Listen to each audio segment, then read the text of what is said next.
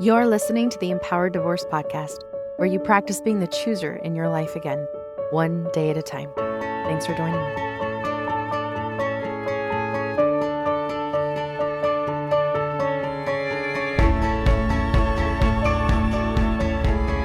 Hello, my amazing, beautiful listeners. How are you today? In this moment, how are you? What is your body telling you? Are you listening? Is it hard to listen? I want to invite you to be patient with yourself when your body has held on to so much trauma, when your body has been a source of pain, not safety, when trauma responses can feel like intuition right now. It can feel really confusing. I just want to remind you that healing is possible. It's not only possible, but it is available to you to choose into. And I love supporting and helping my clients into that space. There are a few spots left in the intensive coming in April. The office will absolutely work with you on payments to make it manageable. It is so worth it. So much body work and so much healing and so much fun. Check out the link in the show notes or go to amiewoolsey.com for more info. I hope to see you there. So many other experiences that many of you have been having that perhaps is creating some cognitive dissonance around the relationship that you had and wondering if any of it was real. How many of you have had that thought? Was any of it real? Was any of it good? This is such a common thought. I want you to know that you're not alone in this. And trying to navigate that and work through it can be challenging. Today, I want to validate a lot of what might be coming up for you, but also share some thoughts and things that you can do to help move into more of a place of acceptance with this. When you're having a life-saving divorce, you might be finding yourself questioning everything. Was any of it real? Was there any good? Did I just imagine all of this love and all of this connection? I remember feeling so completely lost, trying to explain this, not only to myself, but to my family, to my friends, to community, to children, his family, because I did do a really good job keeping up the image and knew how to make the best of any of it. I made excuses for him. I knew how to take all the responsibility and make myself better and have all of those really good, deep conversations on how I can change and grow and become better despite all of the destructive behaviors that were happening. When others didn't see the bad, whether he hid it or I was protecting, it made it that much harder for me to see the destructive and the bad. When others didn't know what I knew, it made it that much harder for me to accept that what I knew was the truth to my story. And not all exes are monsters all the time. Maybe you have one that is showing up for the kids, but they are still showing their true colors to you, which makes it even more confusing. Maybe they're showing up to social settings, finally going to the kids' school parent-teacher conference. They're showing up at the sport games and activities. And it seems like they're great, they're supportive, yet the text messages that you're getting are still shockingly ugly. If no one else sees it, is it real? If he's still parenting, does it mean that it's not really bad? And if people are telling me that he's trying, am I overreacting? If I was the one who kept up the image, then do I have the right to change the story now? This is where your reality fragmentation can make it incredibly difficult to trust yourself.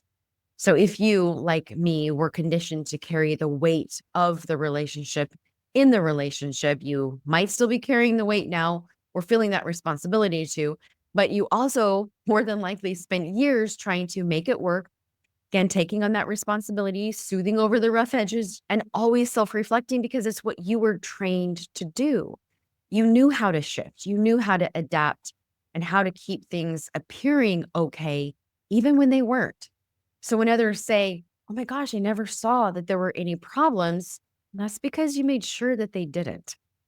It is so deeply disorienting to see someone who you once trusted and maybe even cherished become unrecognizable, mean, vindictive, abusive, and completely disengaged. The contrast between who they were or who they seemed to be and who they are now is going to feel like emotional whiplash. And there can be a lot of different layers that are happening. First and foremost, what you're experiencing most likely is these dual realities. So we have some cognitive dissonance. We have one reality that we thought we knew, and we have this other reality. And when this happens, the brain struggles to reconcile the good times with the current reality, which might not be so good.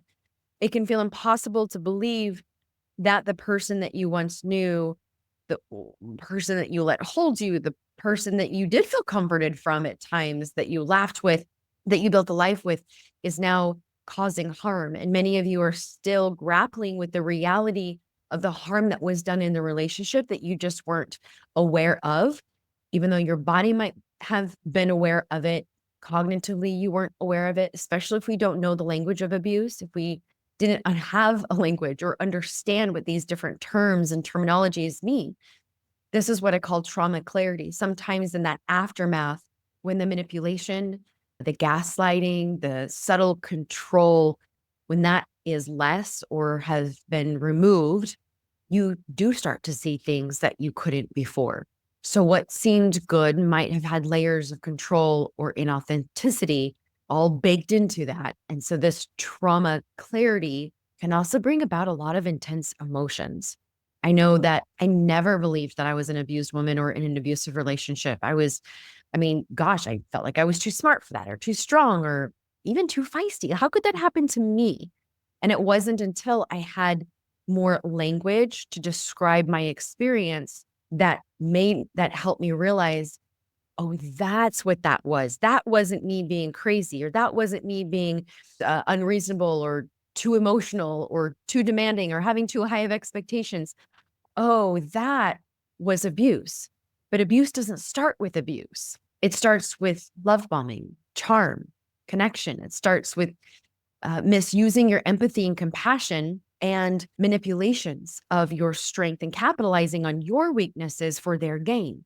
Abusers start to warp your reality by making you believe that you are being too strong and too feisty, and all of that is just too much. So when you're living in survival mode and you're trapped in that false reality, it's hard to see people for who they truly are. If your ex is now showing up in destructive ways, cruel behavior, punitive, completely disengaged, then this might not necessarily be a change, so to speak. It might actually be who they've always been, just without the mask. The love, the kindness that you remember may have been conditional and part of that cycle, or even a reflection of their own dysfunction rather than that true healthy love that we thought it was.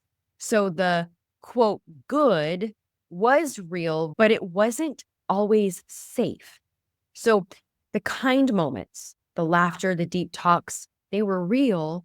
You weren't imagining them, but were they truly safe and unconditional? Or were they part of a cycle, something that only lasted until their needs changed or you weren't meeting their need in some way? The quote bad was often hidden behind a lot of justifications, rationalizations, minimizations. So every time they hurt you, there was often a reason, an excuse, or a way that made you question yourself. Maybe they minimized it by it wasn't that bad, or they blamed you. If you hadn't been or done X, then I wouldn't have reacted that way. And this is what makes the bad parts easier to dismiss or downplay, even though they were real indicators of who they were. Our attachment parts don't want to see this part of ourself. This very human part of ourself clings to the good to survive, to stay attached to our primary attachment.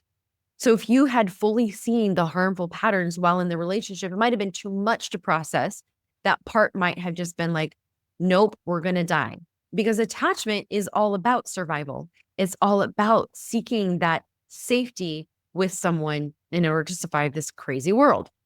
Your brain held on to the good, this attachment part held on to the good because that's what made staying feel possible. It's a survival mechanism, not a reflection of how real the good was compared to the bad. It's really important to understand that part of us that functioned in this way. The good might have also been very conditional. So there was kindness present only when we were compliant, forgiving, or ignored all of those red flags.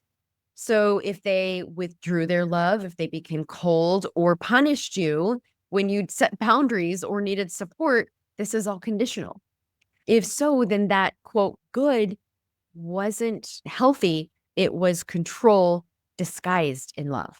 When you start to get some space and get out of the trauma bond or start to have that emotional divorce, you are changing. And so oftentimes this also adds to the confusion and wondering what was really good because your perspective is changing. The way that you see yourself is changing. And if you're no longer willing to minimize, justify, or excuse behaviors that once felt normal or tolerable, then it's going to make that cognitive dissonance a little bit wider.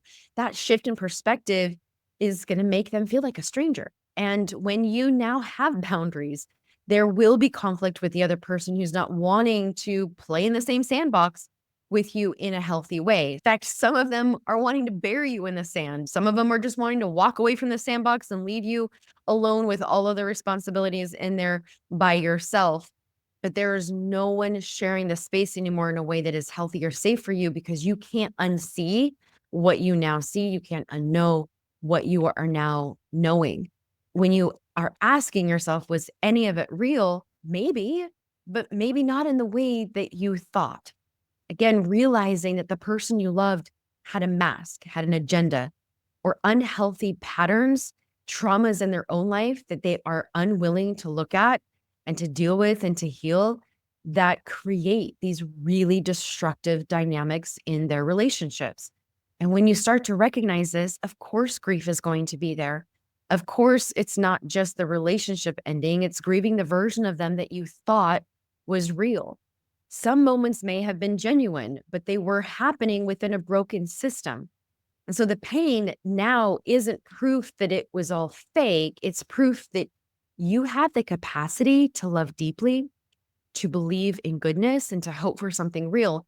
And that is a beautiful thing to reclaim. It is okay to grieve the loss of what you thought you had.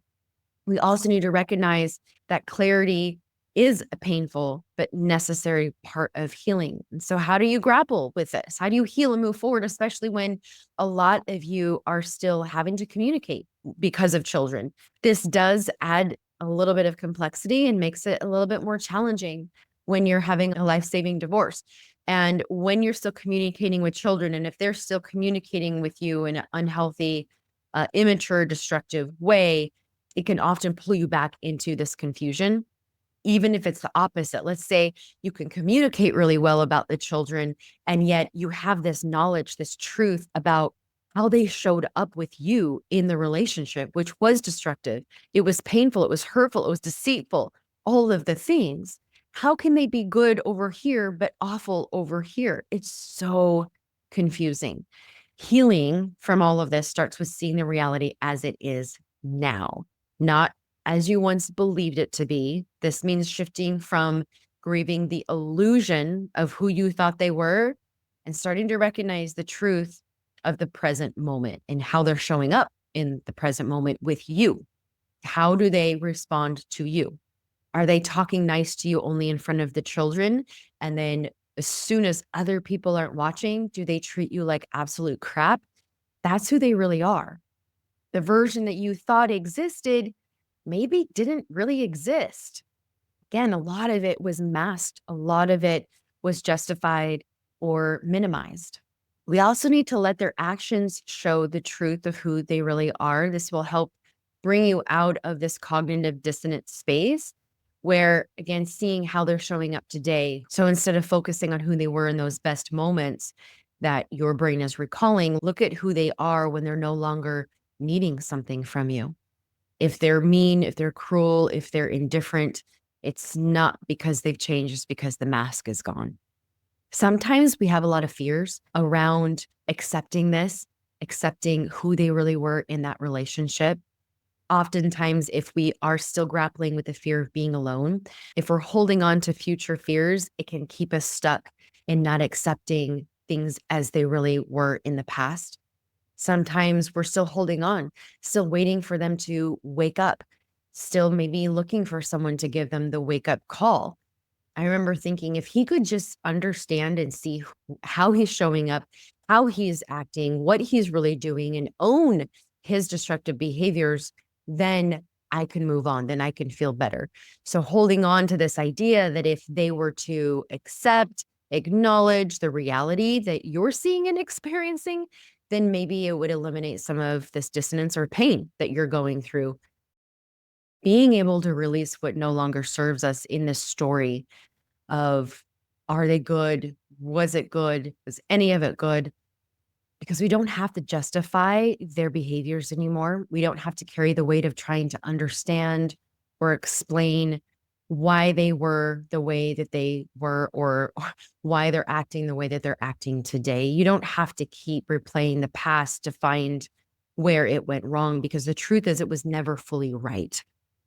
So the next step to what's next is that you get to define for yourself is being able to own your story and your truth about your experience. And if your experience is, I had good times and I wasn't aware of how bad it really was, that can be your story. And you can own that, and you can hold both truths of the relationship. Accepting the duality of the relationship is one way to move forward. And it's okay to hold both truths at the same time. There were good moments. Doesn't mean that the whole entire relationship was healthy and good. There were hurtful, harmful patterns. Doesn't mean that every moment was a lie. Sometimes our brain is trying to find a single neat answer, like an answer that's just really clean, wrapped up in a bow, tied really neatly to whether or not the relationship was good or bad. Instead, I want to encourage you to accept that maybe it was both at different times. And now what matters most is the version of this person that you are dealing with today. The boundaries and the way that you communicate are all based on how they are showing up today. And if you have an ex whose destructive behaviors escalated post-divorce, remember that life-saving divorce is so that you can preserve your peace, preserve your integrity, and live your life in a way that keeps your space safe. And that is through boundaries. Seeing them for who they really are and not who you hoped they could be lets you see the reality of how their behavior now is revealing the true emotional capacity that they have or don't have. Seeing them for who they really are can release you from being the victim in the story, in their story as well. Sometimes it feels safer to keep them as the villain, and this villain that we have to fight against, instead of maybe recognizing them as deeply flawed human, emotionally stunted person who never had the tools or wanted to learn tools for real mutual love. So if you're working on moving out of that victim mode and trying to be more expansive and more empowering to have an empowered divorce, shifting into this perspective can be really freeing. They are a human with wounds. They are not doing the work that they need to do to heal themselves. It is not my job to fix, to save, or to teach. And most importantly, you do not have to be the victim to their unhealed wounds. Acceptance doesn't mean excusing their actions. It means releasing yourself from the weight of trying to make sense of all of the dysfunction. Because when you can release yourself from that, you can redirect all of the energy towards your own healing. Again, grieving the illusion, not just the relationship, grieving the idea of him, the idea of the relationship, and the future that you thought you both would have, the future that you imagined. Grief work here is essential. Maybe writing a goodbye letter, one that you would never send, to the version of the person that you thought was real. That can help with your grief experience. Maybe acknowledging all of the good things as something that existed, but doesn't define the relationship.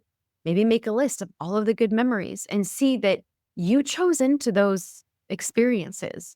And the reason you chose into those experiences just shows you more of how you showed up in that relationship. And it's something that you can be proud of. It's something that you can walk away with your head held high, that you showed up in that relationship ready to give, ready to love, ready to trust. Grieving is mourning the fact that your ex may never be the co-parent or the person that you wish they would be. or are hoping that they could become. Sometimes when we let go of this false hope, and I say false hope because it's not based in reality of the behavior that you're witnessing from this other person. And so letting go of this false hope for them to change and be the version that you wanted them to be or thought they could be can be the thing that sets you free. When you can let yourself be set free from that, then you really can start focusing on you even more, focusing on what you want to become, focusing on, if you have children, the kind of mother that you want to be right now, given this situation, the kind of woman that you want to become, how you can feel whole, regardless of who they are and how they showed up in that relationship. Because healing doesn't come from answering the question, what was real? What was real in that relationship? That is not what's going to help you heal. It comes from reclaiming your own identity and your own power and your own goodness. I think for me, the biggest healing came when I stopped trying to solve the unsolvable, when I stopped trying to figure out someone else's human brain. The biggest shift came when I stopped trying to make sense of all of these contradictions and instead started to ground in my own truth and own my own truth, because you don't have to untangle their reality anymore. You don't have to prove what was real or what wasn't. You just have to step into the life that is waiting for you to start creating today. That's where true freedom begins. You get to decide the good in that relationship and what was real and what wasn't for you based on how you showed up. It's really important to be able to make peace with this question that might be keeping you really stuck.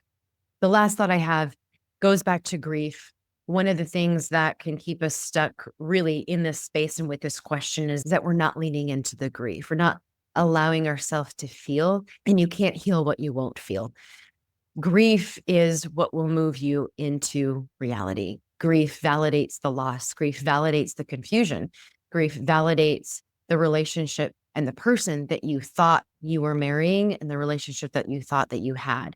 When you can allow yourself to step into these really difficult but necessary emotions, it validates all of this and it can help you move through this confusion that this question oftentimes brings and keeps us stuck. David Kessler wrote a second book after him and Elizabeth Kubler-Ross wrote their book on grief and grieving. And the step that he added to the grieving process is finding meaning. I think sometimes being able to find meaning in the experience that we had is a really beautiful way to step into your freedom, to step into your power. And you get to determine what that meaning is. No one gets to determine that for you, especially not your ex. Give yourself time. Give yourself time to acknowledge the good. Give yourself time to acknowledge the confusion of all of this. It's nothing that needs to be rushed. More than anything today, I just wanted to validate this question that comes up a lot, the confusion around it, but know that you're the one that gets to make sense of it in your own time and in your own way. It's not going to be from their behaviors. It's not going to be from understanding them or them in the relationship any more than you already do. Like all the other pieces to having a life-saving divorce, we take them one step at a time. Please remember that there is still good out there. There are still good people out there, and good experiences are still available for you to have, to enjoy, and to create. You were the creator of those good experiences that you had in your previous relationship, and you are still the creator of future good experiences that you can still have. They are all available for you to create because you can. Take care, everybody.